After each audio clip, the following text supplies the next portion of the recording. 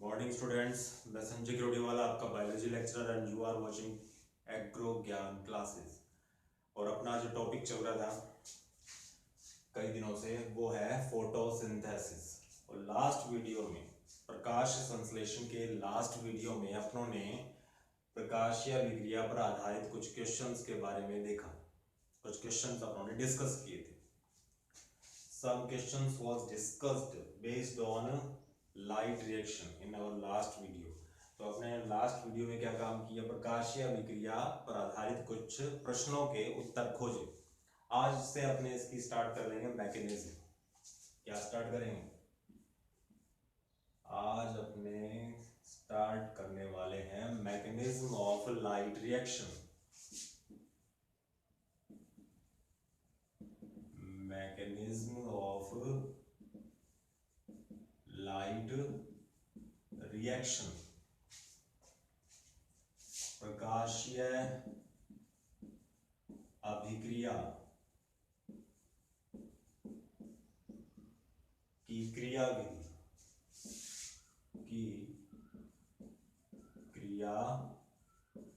विधि, उसकी मैकेनिज्म क्या होती है, किस तरह से काम करता है प्रकाशीय अभिक्रिया, लाइट रिएक्शन किस तरह से होती है ग्रेना वाले भाग में।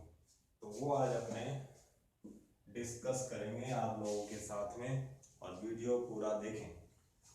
इसके अंदर हुआ क्या, इसके बारे में थोड़ा बहुत हल्का आपको थोड़ा सा अंदाजा हो गया होगा लास्ट वीडियो में कि एक तो क्या होना है, जो सूर्य से रोशनी आ रही है, सूर्य का प्रकाश आ रहा है, सनलाइट आ रही है, उसको ग्रेना वाला पार्ट है वो क्या करेगा, एब्जॉर्ब करेगा, ट्रैप करेगा, अवशोषित करेगा और उसको केमिकल एनर्जी में कन्वर्ट कर देगा, जिसको अपने बोलते हैं एटीपी और NADPH2। उसके बारे में देखा था। फिर क्या होगा, मोस्ट इंपॉर्टेंट थिंग क्या है, वाटर है, पानी, वो टूटेगा, उसका होगा फोटोलाइसिस ऑफ वाटर, जल का प्रकाशीय अपघटन, और उससे अपने को क्या मिलेंगे, 2 इलेक्ट्रॉन रिलीज होते हैं, 2 हाइड्रोजन आयन रिलीज होंगे और हाफ O2। तो अपने कह सकते हैं कि उसमें अपने को इस प्रकाशीय विक्रिया में सह उत्पाद के रूप में ऑक्सीजन की निर्मुक्ति होती है, ऑक्सीजन इवॉल्व होती है, ऑक्सीजन निकलती है। और वो किसने बताया, हिल ने, रॉबर्ट हिल ने। तो इस प्रकाशीय विक्रिया लाइट रिएक्शन को अपने हिल रिएक्शन भी बोलते हैं। चलिए शुरू करते हैं।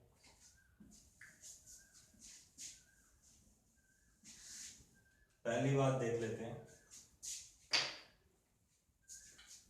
पहली बात क्या है, इसको लाइट रिएक्शन को अपने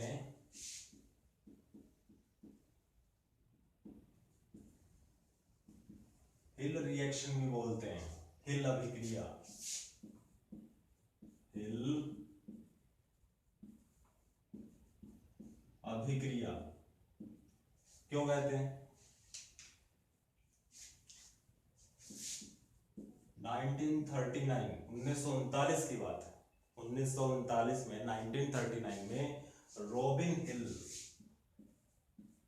कौन आए, रॉबिन हिल, जनाब रॉबिन हिल आए और इन्होंने सबसे पहले ये डेमोन्स्ट्रेशन दिया, ये प्रदर्शित किया कि फोटोसिंथेसिस के लाइट रिएक्शन में, या कह सकते हैं दिन के समय प्रकाश संश्लेषण के अंतर्गत किसकी निर्मुक्ति होती है, ऑक्सीजन है वो इवॉल्व होती है।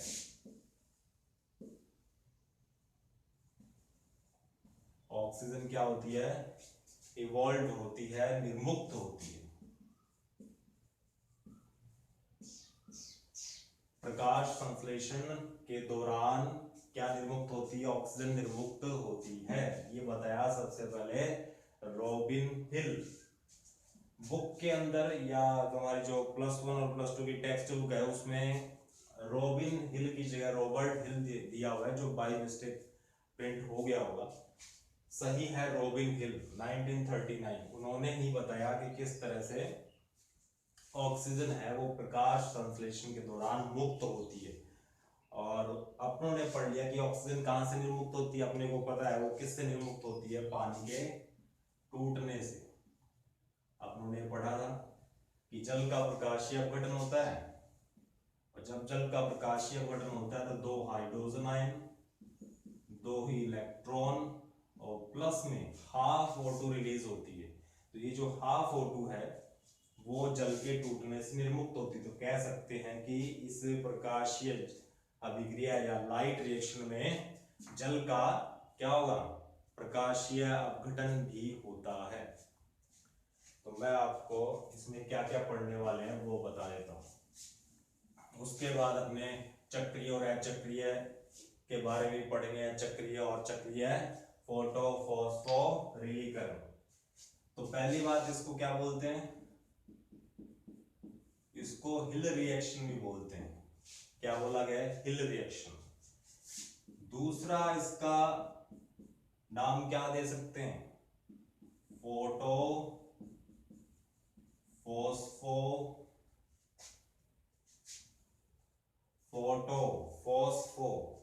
फॉस्फोरिलीकरण या फोटो फॉस्फोराइलेशन।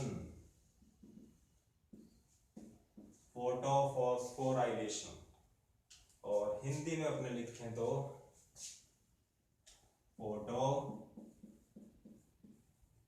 फॉस्फोरिलीकरण।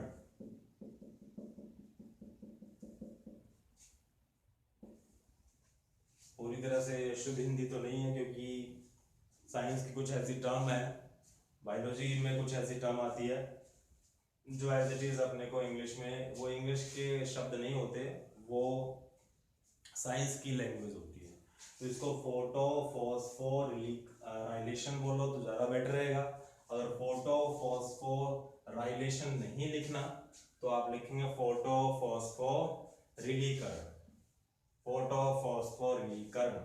और जहां कहीं भी अपने को इस तरह से ये जो फॉस्फो लिखा है या फॉस्फेट को इंडिकेट करता हो कोई शब्द नजर आए तो इसका मतलब क्या हुआ, वहां पर किसका उत्पादन होना है, वहां एटीपी का प्रोडक्शन देखने को मिलेगा, एटीपी का उत्पादन होगा। क्योंकि इसकी अगर अपने फुल फॉर्म देखते हैं तो एडिनोसिन ट्राइफॉस्फेट है और ये फॉस्फेट ही इस रिएक्शन को क्या बनाता है, फोटो फॉस्फोरिलीकरण। क्योंकि इसमें क्या होगा, फेरबदल होगा, कहीं ना कहीं एक्सचेंज देखने को मिलेगा फॉस्फेट का, फॉस्फेट जो आयन होता है। तो इसीलिए इसे बोला गया है एटीपी प्रोडक्शन अभिक्रिया, एटीपी उत्पादन अभिक्रिया या फोटो फॉस्फोरिलीकरण। और एक नाम अपन देख लिया हिल रिएक्शन, प्रकाशीय अभिक्रिया तो है ही इसका नाम, तो दो तीन नाम हो गए, लाइट रिएक्शन या प्रकाशीय अभिक्रिया, हिल रिएक्शन हो गया, हिल अभिक्रिया, और फोटो फॉस्फोरिलीकरण या फोटो फॉस्फोराइलेशन। तो ये तो पहला एक इंट्रोडक्शन हो गया कि इसके दूसरे नाम क्या हो सकते हैं। तो इन नामों से भी इस रिएक्शन को जाना जाता है। और क्या हो सकता है, और क्या देखने को मिलता है इसमें, क्या होगा, लास्ट वीडियो में बताया हुआ एटीपी का प्रोडक्शन तो होता ही है, साथ में क्या बनता है NADPH2 nicotinamide adenine dinucleotide phosphate hydrogen. मैं इसकी फुल फॉर्म लिख देता हूं, पूछा जा सकता है पेपर में।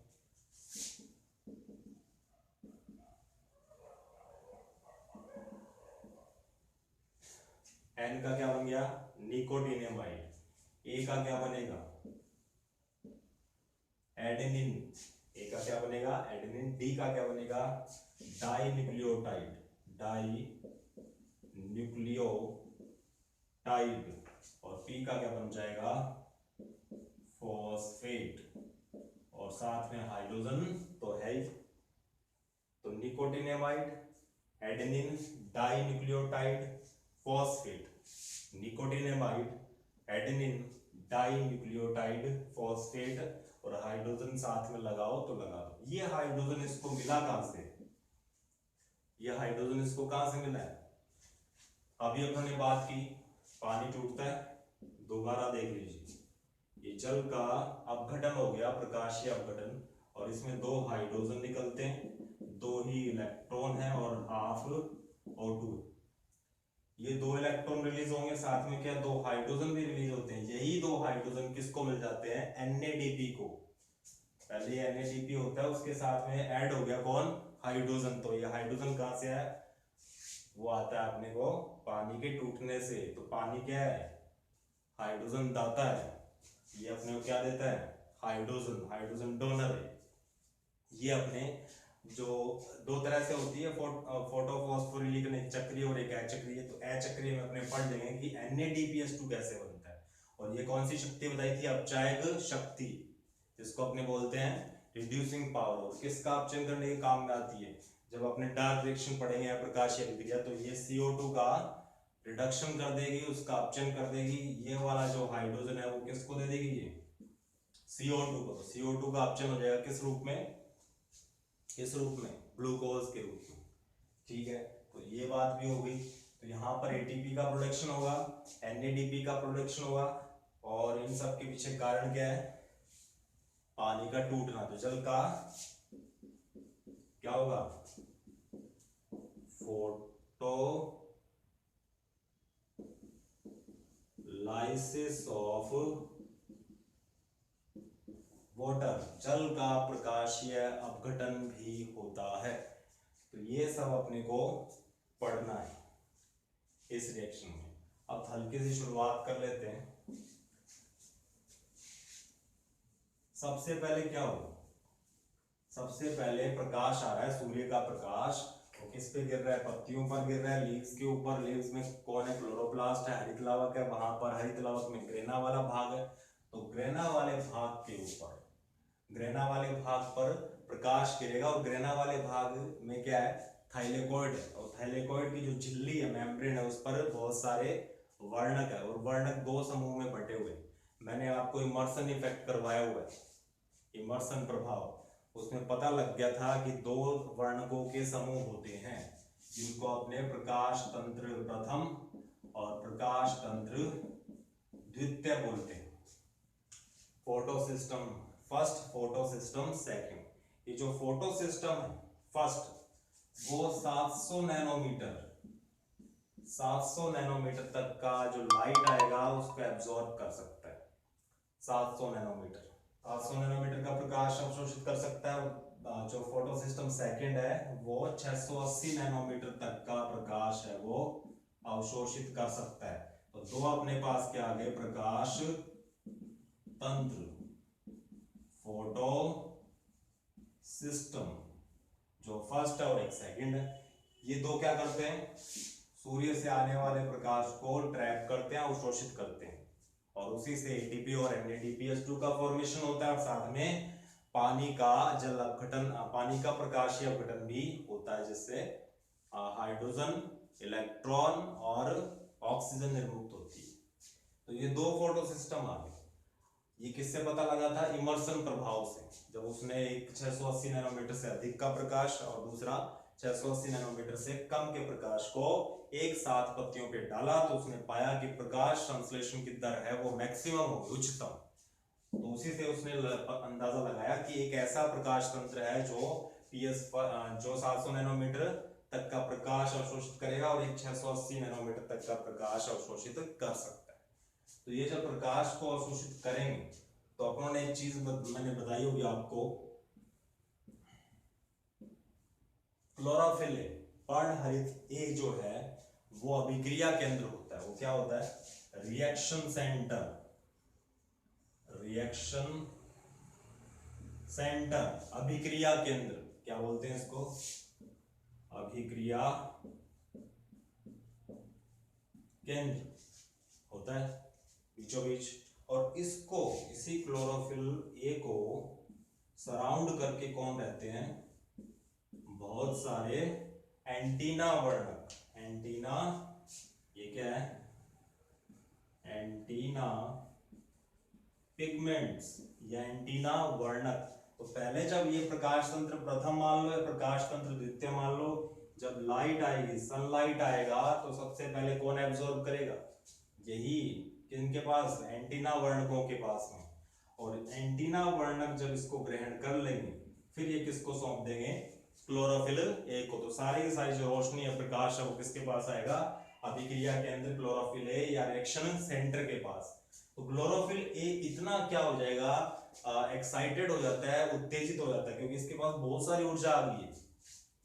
तो क्या होगा, इतनी सारी ऊर्जा आने के बाद में क्लोरोफिल ए है वो उत्तेजित अवस्था में आ जाता है। कौन सी अवस्था में?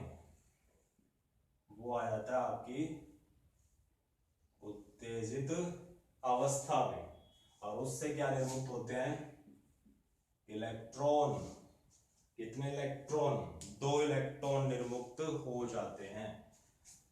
एक बार में कितने इलेक्ट्रॉन उत्सर्जित हो जाएंगे? 2 इलेक्ट्रॉन। अब ये 2 इलेक्ट्रॉन जो उत्सर्जित हो गए हैं वो चक्कर काटेंगे, घूमेंगे किसके अंदर? ईटीएस में। एक नई चीज पढ़ने वाले हैं, वो किस में चक्कर काटेंगे?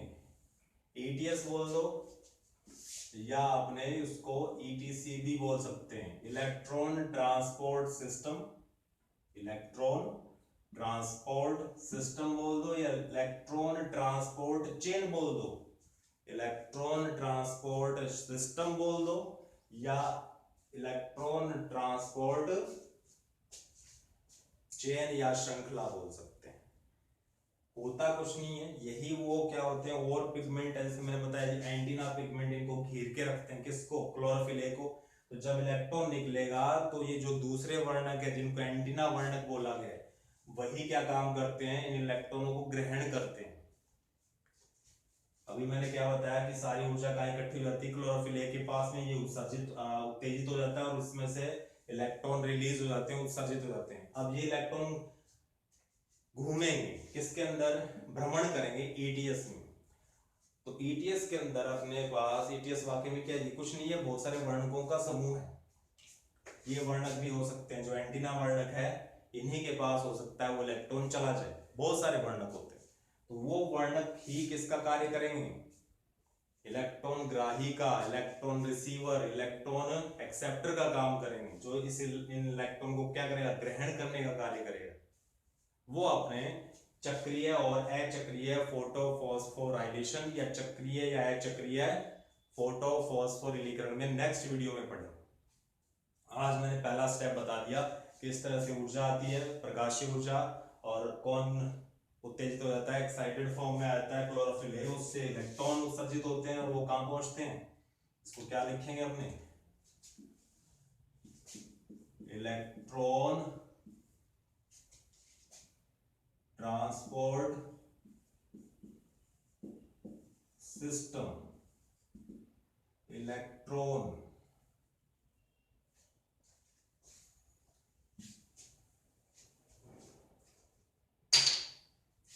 इसको क्या लिखेंगे? Electron transport system.